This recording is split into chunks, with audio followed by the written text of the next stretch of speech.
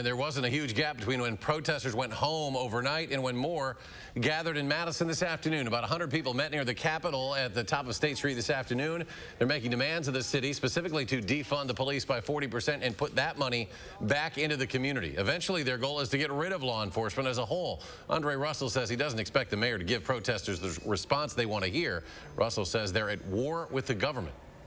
It's pretty simple that, the city of Madison has stolen a lot more than we could ever loot, and that's all that it comes down to.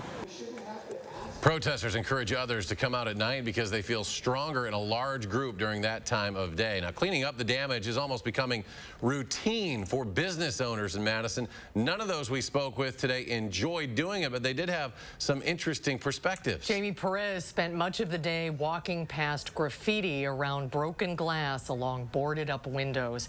And she joins us live downtown tonight. Jamie?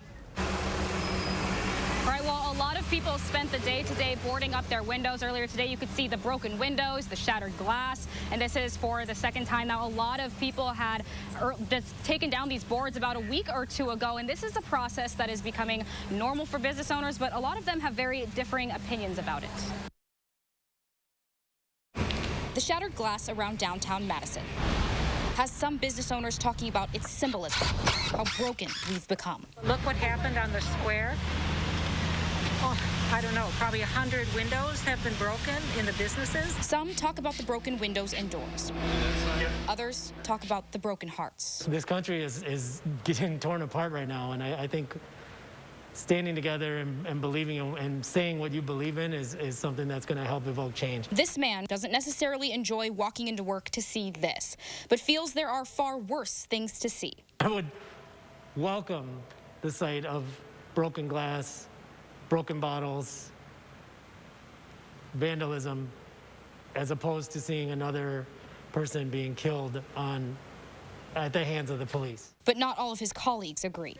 This isn't going to help. This isn't. We need to get to the table and do the sorts of things that need to be done. I don't understand how it's changing anything. I feel like it's making it worse. I mean, people are destroying their own communities. This man had to clean up shattered windows for the second time in several months. Senseless, lawless. Regardless of what or who seems to be broken right now, there is some common ground. Hope that these broken pieces can lead to solid change. Every day, every window that's broken, every voice that's heard, every person that's heard screaming out in the streets, that helps move that needle a little bit farther to change and to breaking this systemic racism in our society. I'm hopeful for that.